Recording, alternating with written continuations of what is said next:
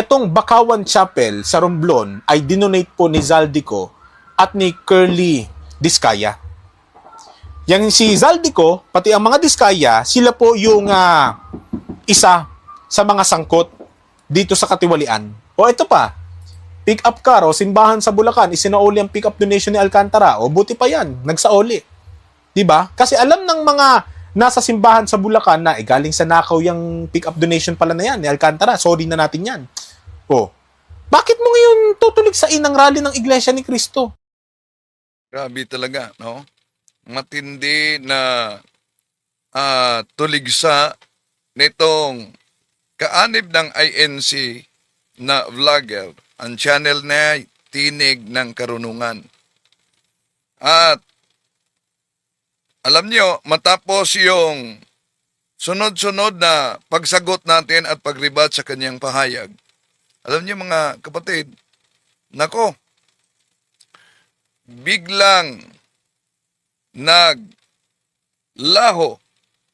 yung video niya ay biglang binura. Binura ba o hinahid niya? Ginawang private. Bakit kaya biglang naglaho?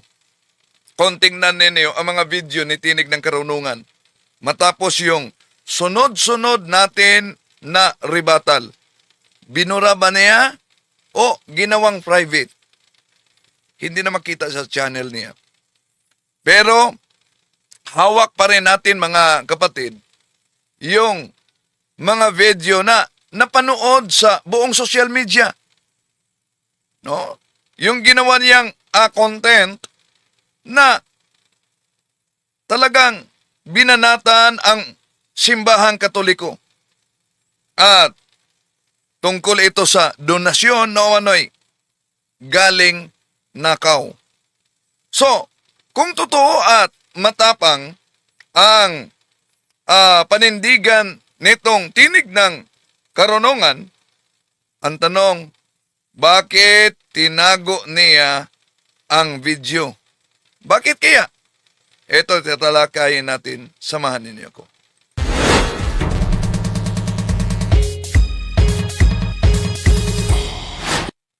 Kumusta? Welcome. Itong inyong lingkod, Brad Windel Talibong. Muling makasama ninyo sa pagkakataong ito mga kapatid. No? Welcome po sa lahat nating mga taga-subaybay. At inaniyahan natin, huwag kalimutang mag-subscribe sa Factbusters PH, nasa link. At ang pangalawa nating channel, ang Pananampalataya at Katwiran. At kung bago ka lang sa ating channel mga kapatid, inaniyahan natin, huwag kalimutang pindutin ang like sa ating live. At huwag din kalimutang mag-subscribe kung bago ka lang. At pindutin ang bell button para updated kayo, mag-comment at i-share ninyo. So sa lahat natin mga suking taga-subaybay, welcome po. At kung saan man kayo nanood ngayon, ating inaniyahan na i-comment ninyo kung saan kayo nakabase sa iba't ibang bahagi sa ating bansa at sa ating mundo, kung saan man na bansa, para alam natin kung saan din nakaabot ang video, ang pagtalakay natin mga kapatid. Sa lahat ng mga suking taga-subaybay, welcome.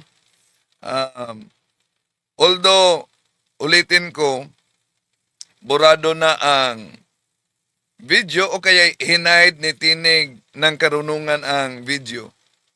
At kahit hinahid niya ang video,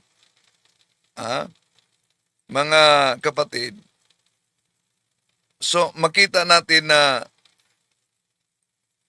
sandali meron din siyang disclaimer.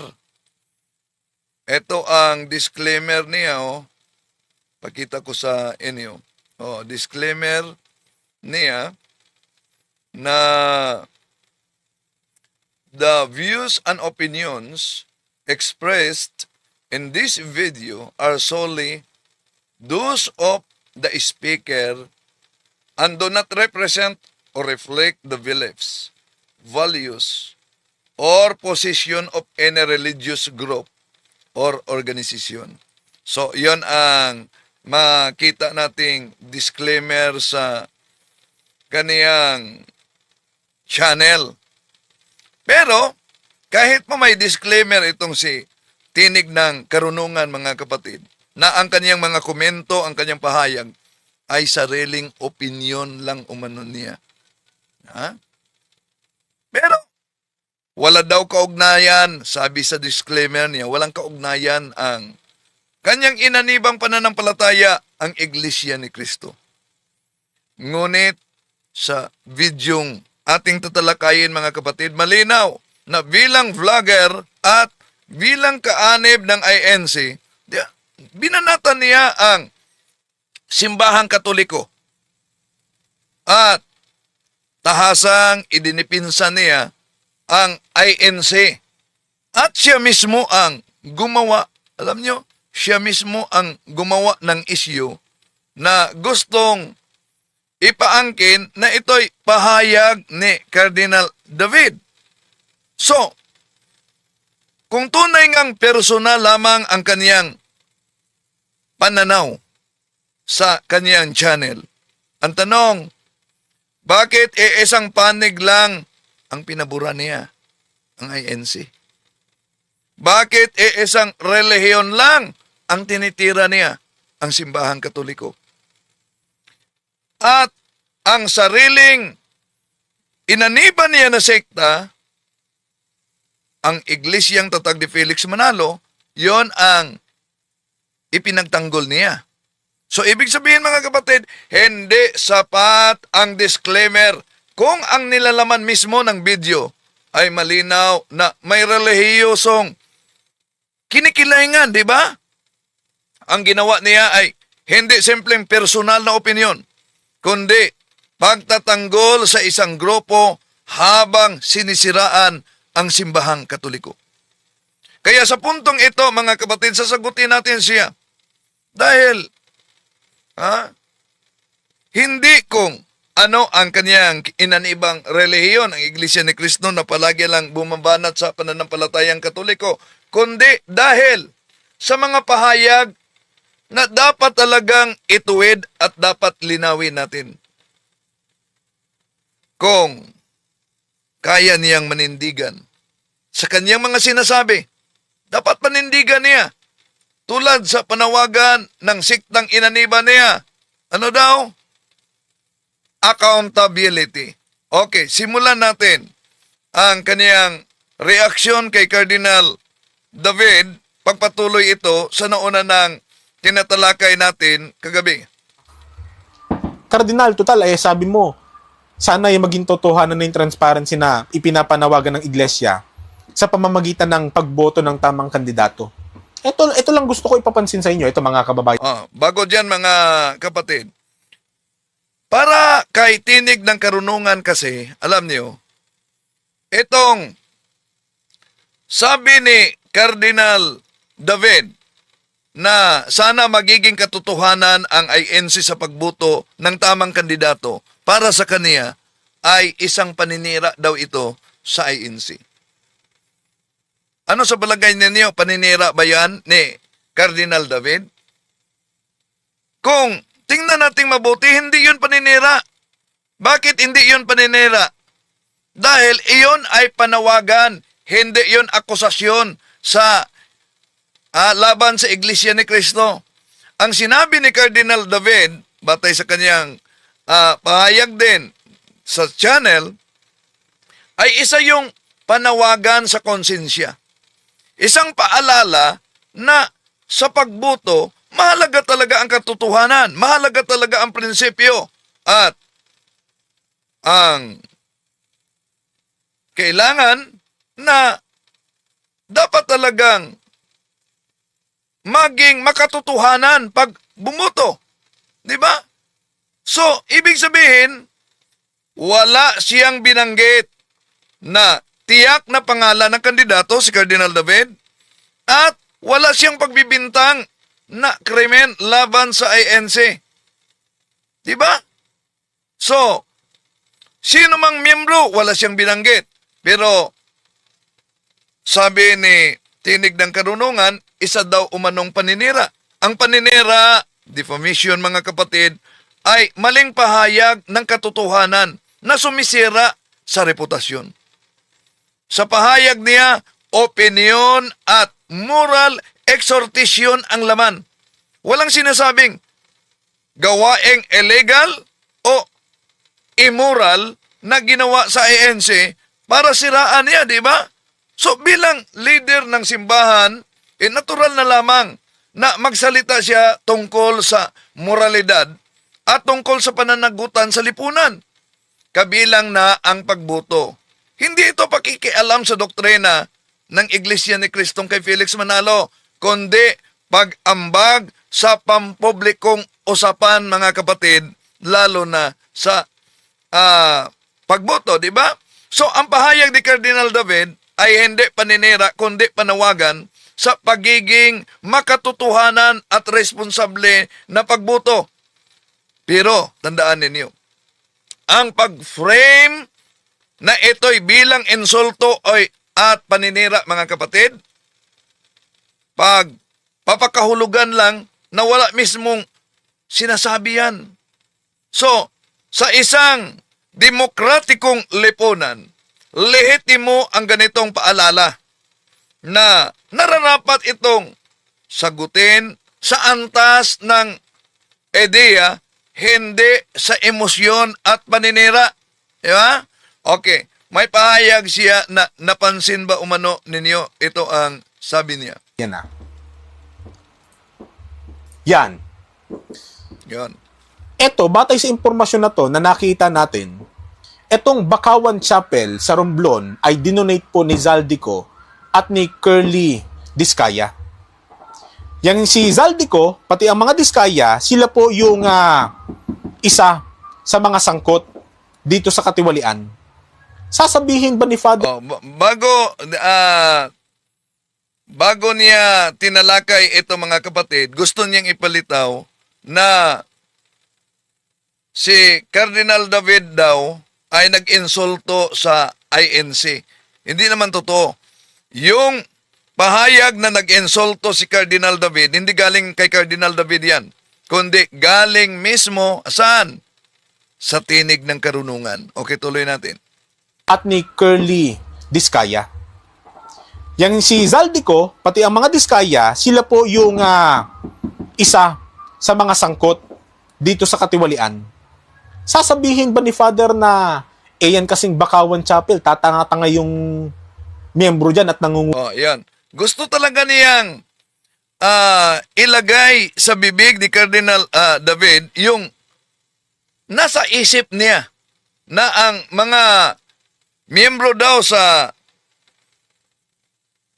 isang kapelya kung saan donasyon daw umano yun kay Zaldico at Discaya, sasabihin ni Cardinal David na ang mga miyembro dyan ay patanga-tanga. Sigurado ka? So, grabe talaga, di ba? Una, gusto niyang ipalitaw, inonsulto at siniraan ni Cardinal Pablo Virgilio David ang Iglesia ni Cristo. Pero kung susuriin nating mabuti mga kapatid, yung pahayag ni Cardinal David, napakalinaw ang kanyang panawagan. Ano yung panawagan niya? Makatotohanang pagboto. At makatotohanang pagboto yun. Yun bang panawagan na makatotohanang pagboto? Yun po ba'y paninira, pag-aatake personal? Hindi yun pag-aatake. Hindi yun panlalait. At lalo nang hindi yun paninira sa Iglesia ni Kristong kay Felix Manalo. Kung ang usapan mga kapatid ay paninira, napakalinaw. Kung saan nanggaling, saan nagsimula ang paninira, hindi kay Cardinal David, kundi sa vlog na nag-uugnay sa simbahang Katoliko sa krimen nang wala namang ebidensya. ang ganitong gawain, mga kapatid, hindi paghahanap ng katotohanan, kundi ito'y paglalason ng isip sa publiko. Ha? Na binanatan ang simbahang Katoliko dahil tinatalakay niya dito yung, ano yon? Bakawan ba yun? Bakawan Chapel? Balik muna natin yan. Bakawan Chapel sa Romblon. Balikan natin. Dito sa katiwalian. Sasabihin ba ni Father na Sandali. Bakawan Chapel ba yun? Balik muna natin. Zaldico at ni Curly Discaya? Yang si Zaldico, pati ang mga Discaya, sila po yung Bakawan ba yun? eto, batay sa impormasyon na to na nakita natin, etong Bakawan Chapel sa Romblon ay dinonate po ni Zaldico at ni Curly Discaya. Yang si Zaldico, pati ang mga Discaya, sila po yung isa sa mga sangkot dito sa katiwalian. Sasabihin ba ni Father na yan kasing Bakawan Chapel, tatanga-tanga yung... Ayan. Bago dyan, mga kapatid, no? Na napakinggan nyo naman na ang Bakawan Chapel sa Romblon daw ay ang nagdonate Discaya at si Zaldico. So, ngayon, ang tanong, dahil ba si Discaya at si Zaldico yung binanggit niyang nagdonate, otomatiko bang makatweran ba na sabihin niyang galing sa pangnanakaw yung donasyon na ibinigay sa Bakawan Chapel sa Romblon? Kahit iniugnay ang pangalan ni Zaldico at Discaya sa, alam naman natin, no, naugnay talaga sila sa isyu ng korupsyon at bilyon-bilyong korupsyon sa ating bansa. Pero ang tanong, makatweran bang iugnay na tumanggap ang simbahan galing sa korupsyon, lalo na kung wala namang pinal na hatol sa korte na nagpatunay na talagang ang naturang pera ay galing sa korupsyon? Ang simbahang Katoliko, alam nyo, kahit na yung ibang mga sekta, tumatanggap ng donasyon bilang alay. Ang simbahan, hindi korte at walang kapangyarihan na magsiyasat at maghatol kung ang bawat pisong inaalay ay may pinagmulan o may kaso o kaya may kontrobersya, di po ba? No? At tandaan natin na sa aral ng Kristyanismo, ang konsensya at panunugutan ay nasa nagbigay. Hindi otomatikong nasa tumatanggap. Lalo na kung ang pagtanggap nito, mga kapatid, ay walang masamang intensyon at walang alam kung saan galing ang naturang handog, di po ba? O yung kaniyang donation. So kaya, maling lohika ang ginagamit nitong tinig na karunungan. Ang lohikang may esyo ang donor, kaya masama ang tumanggap. Very illogical at logical fallacy yan. Bakit? Yun ay guilt by association.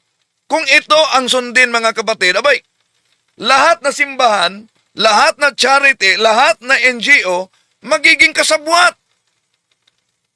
Magiging kasabwat. Sa sandaling may donor na nasangkot sa kontrobersya. Na malinaw na hindi naman ito makatarungan talaga. So hindi tama na hindi tama at hindi talaga makatarungan na sabihing galing sa pagnanakaw ang donasyon batay lamang sa aligasyon laban sa mga donors na wala pang desisyon sa korte beyond reasonable doubt. Ang tamang posisyon, kung may kaso, korte ang hahatol, hindi ang vlog ni Tinig ng Karunungan, hindi sa pamamagitan ng social media. Di ba? Okay. Ano pa yung pahayag niya? Ito, balikan natin. Sasabihin ba ni Father na Eh yan kasing Bakawan Chapel, tatanga-tanga yung miyembro dyan at nangunguna dyan eh. Bakit pa kasi tinanggap yung donasyon na yan eh? Eh Father, Kardinal, malay ba naman napakinggan niyo, no? Na baka sasabihin daw umano ni Cardinal na tatanga-tanga yung mga miyembro at yung mga nangunguna sa Bakawan Chapel, bakit daw tinanggap yung donasyon?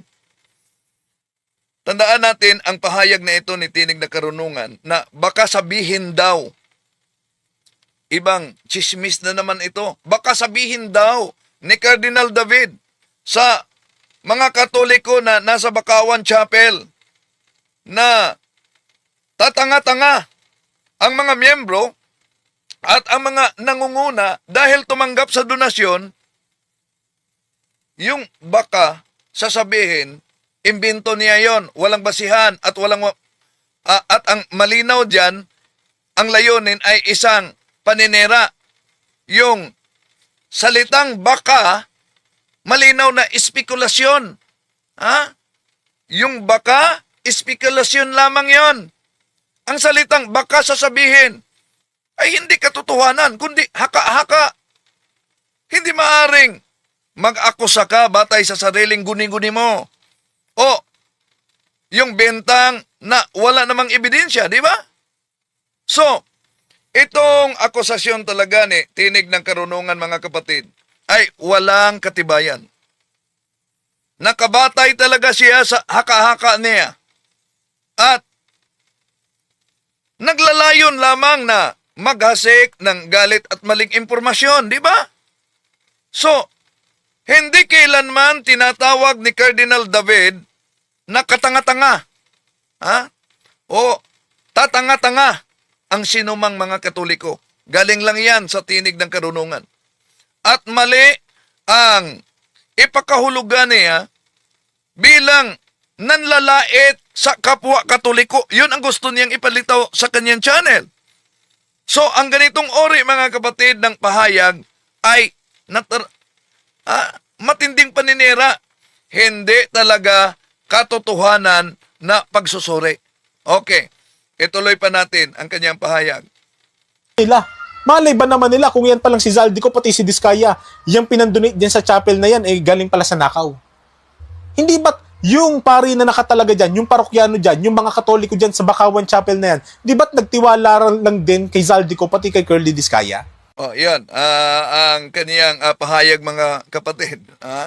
Ayon kay Tinig ng Karunungan, alam ba daw umano ng diocese at ng pare sa Bakawan ba yun? Bakawan Romblon, na ang pirang ibinigay sa chapel ay galing sa pangnanakaw? At kung sakaling inosente ang tumanggap, mga kapatid, na galing yan kay Zaldico at Diskaya sa pangnanakaw yan, so, masisisi ba natin ang simbahan na tinanggap nila ang naturang donasyon? Kasalanan ba ng simbahan na yung issue nila ni Zaldico at Diskaya, pumutok yon, yung iskandalo ng korupsyon, huli na pumutok nung tinanggap nila ang donasyon galing sa mga taong ito. Kung sa panahon ng donasyon ay wala pang desisyon ng korte, abay, malinaw na yung pahayag ni Tinig ng Karunungan na nagsabing ang pera ay galing sa pangnanakaw, hindi makatarungan yon, mga kapatid. At ipataw ang kasalanan sa mga pare at sa komunidad na tumanggap ng naturang donasyon, di ba? Bakit? Dahil alam naman natin na sa batas at sa moralidad, kung ang isang institusyon ay tumanggap ng donasyon ng may mabuting loob at walang kaalaman siya sa posibleng illegal na pinagmulan dito, hindi sila automatikong nagkasala. Ang pananagutan ay nakasalalay sa gumawa ng kasalanan o gumawa ng krimen. hindi sa tumanggap na walang alam, di po ba? So, ang mga aligasyon ng korupsyon ay inaakusahan pa lamang hanggat walang pinal na hatol, yung inaakusahan, mananatili silang inosente, di ba? So, ang paglalagay agad ng matsa na galing nakaw ay klarong-klarong isang panlilin lang yun mga kapatid. Labag sa prinsipyo, labag sa tinatawag na due process. Sa madaling sabi, kung ang tumanggap sa donasyon ay walang kaalaman, walang intensyon at walang kasabwat, hindi sila dapat sisihin. Dahil ang tunay na managot ay yung gumawa sa krimen, di ba? So, kung mapatunayan yung may sala mga kapatid, hindi ang mga institusyon na tumanggap sa donasyon, kundi yung nagkasala. So, ang ganitong ori ng paratang ay hindi paghahanap ng katotohanan, kundi isang pagkakalat ng paninira. Lagay natin. Ito, halimbawa. Di ba si Marcolita na isyu ngayon, kaanib siya sa INC, na isyu ngayon, kaugnay sa pagsisinungaling sa kanyang susi. Ang tanong na ibabato natin malinaw. Kung umaamin si Senador Rodante Marcolita sa interview na nagsisinungaling siya sa isyong susi mga kapatid, at yun ang dahilan kung bakit meron siyang kaso. At siya ay kaanib ng Iglesia ni Cristo Tatag ni Felix Manalo. Ibig sabihin, naghahandog siya tuwing may pagsamba sa INC. Anong punto natin dito? Tama bang sabihin na ang INC ay tumanggap ng handog galing sa sinungaling? Tama ba na sabihin? Ang handog na inaabuloy sa Iglesia ni Cristo ay isang voluntaryong gawain, mga kapatid, na panrelihiyon. Hindi pagsusuri sa moralidad ng bawat miyembro sa kasabwat o bawat aspeto nito sa kanilang buhay, di po ba? Kung ang ganitong lohika ang susundin, lahat na simbahan, lahat na relihiyon ay maaring paratangan ng nakatanggap ng handog galing sa mga makasalanang tao na naghandog mismo, di ba? So, isip-isip naman pag may time. So, kung igigiit talaga mga kapatid na ang pagtanggap ng handog ay kasabwat sa kasalanan ng nagbigay, abay, bumabalik ang argumento sa mismong umaakusa. Pareho ang pamantayan. Ang pananampalataya o ang institusyon ay hindi dapat sisihin sa personal ng pagkukulang ng isang miyembro, di ba? Hindi makatarungan at hindi lohikal na sabihing ang INC o anumang simbahan ay tumatanggap ng handog galing sa sinungaling. Hindi yun makatarungan. Batay lamang sa umano'y kasalanan ng isang miyembro. Ang pananagutan ay personal. Hindi ito kolektibo, mga kapatid. Ngayon, meron pa siyang pinakita na issue dito kaugnay sa pick-up na isinuuli. No, sasabihin mo ba, sa susunod, mga taga-Bakawan, mga taga-Romblon, wag kasi kayong tatanggap ng anumang donasyon sa mga politiko na hindi nyo naman sigurado. Doon lang kayo tatanggap sa mga malinis na politiko. Bihira ka, may malinis bang politiko? Bihira na to. O ito pa, pick up car o simbahan sa... Bihira lang umano na may malinis na politiko. Nako, baka nakalimutan niya na ang palaging itinapik niya si Senador Marcolita. So kung itinapik niya si Senador Marcolita, politiko din siya. Pagkatapos, inamin sa social media na nagsisinungaling siya. Ano ngayon? Okay. Sandali, dami palang nag-comment dito sa pananampalataya at katuwiran. Okay. So, okay. Sandali. Okay.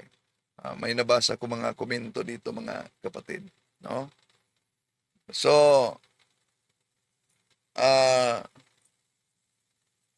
tuloy natin ang ito na. Bulacan, isinauli ang pick-up donation ni Alcantara. O buti pa yan, nagsauli. Diba? Kasi alam ng mga nasa simbahan sa Bulacan na galing sa nakaw yung pick-up donation pala na yan. So, galing talaga nitong tinig ng karunungan ang pahayag. Alam na umano ng taga-simbahan na galing sa donasyon o pangnanakaw ang pera na ibinigay sa pick-up. Mabigat na paratang ito, di ba? Pero ayon nitong tinig ng karunungan na isang kaanib sa INC, mga kapatid, itong umanong pick-up ni Engineer Alcantara isinauli ng simbahan sa Bulacan. Ano sabi niya? Alam na daw ng simbahan na galing sa korupsyon ang sasakyan. Kaya mabigat talaga na paratang ang kanyang pahayag. At walang sapat na ebidensya na inilabas niya upang patunayan na sinabi ng simbahan na isinauli ito dahil galing talaga sa korupsyon ang pera na ipinagbili sa naturang sasakyan. So, walang publikong dokumento o opisyal na nagpahayag at nagpatunay na itong sasakyan na isinauli ay galing sa korupsyon. Meron bang pinal na hatol o klarong kaso na inalabas ang desisyon kaugnay diyan? Wala. Kung legal na pag-uusapan. So, pero ang tanong, bakit isinauli?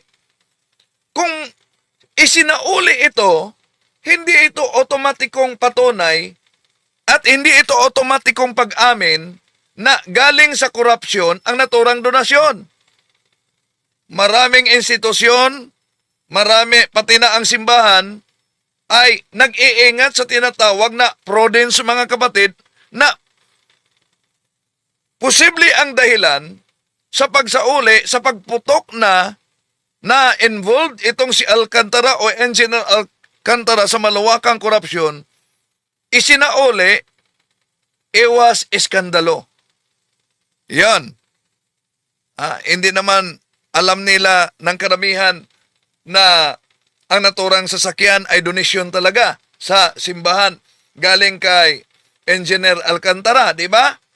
Pero nalaman lang na galing kay Engineer Alcantara dahil isinauli. Pero ang pagsauli nito, hindi otomatikong patunay na inaamin at sinasabi na isinauli dahil galing sa korupsyon. Using the prudence, isinauli para iwas iskandalo, para iwas haka-haka, para iwas yung politisasyon. Pero kahit ba, yon may haka-haka na, di ba?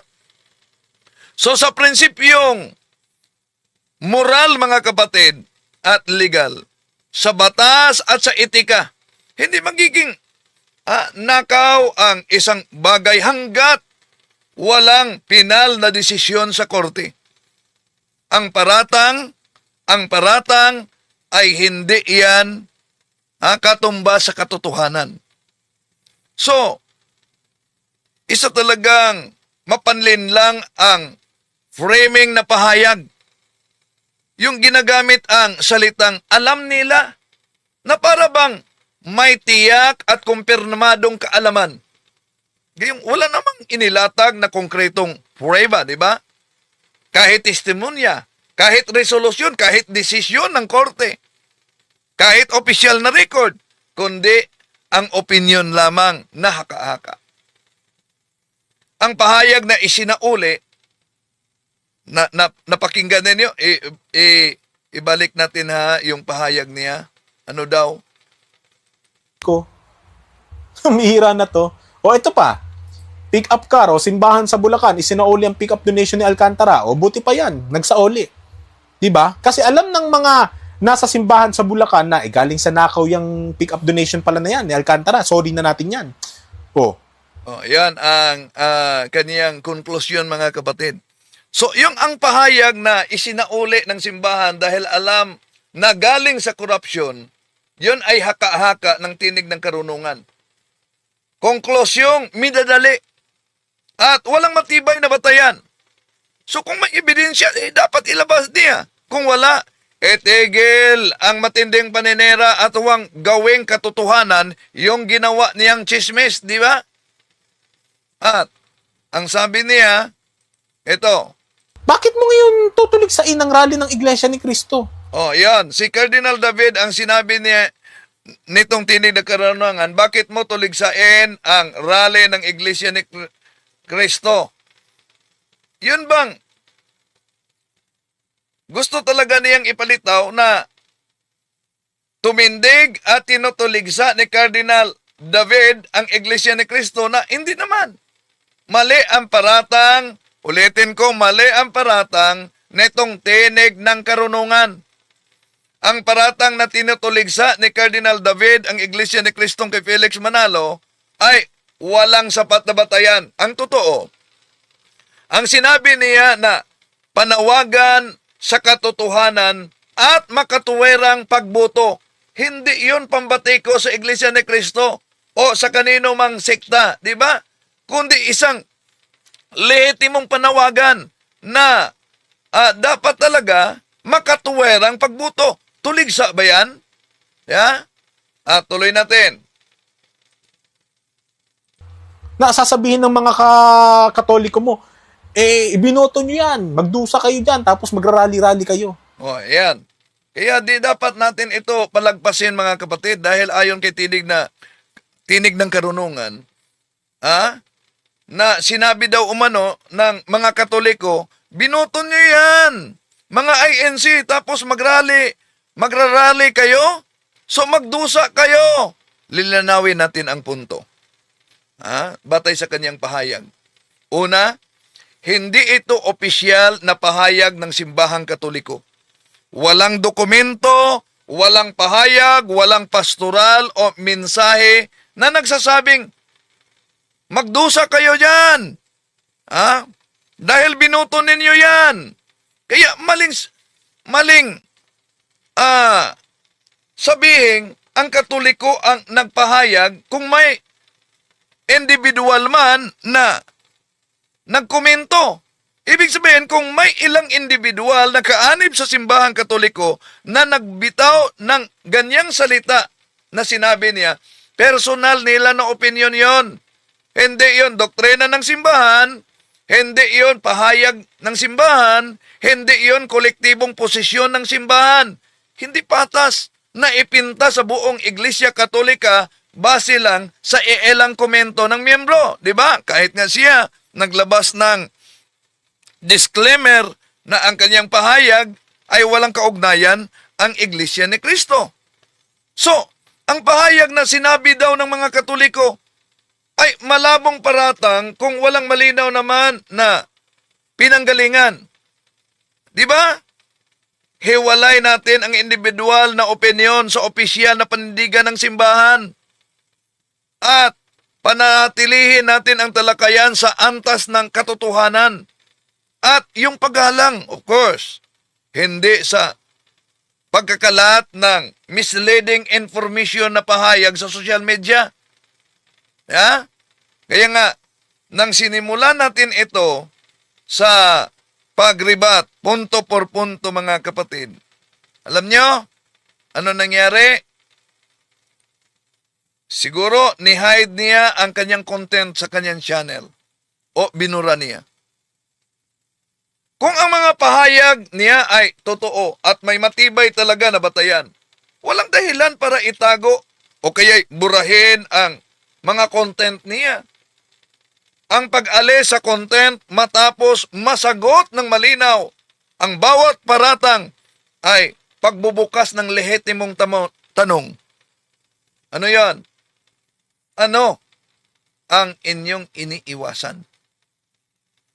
Ang pag-hide o pagbura ng video matapos itong masagot?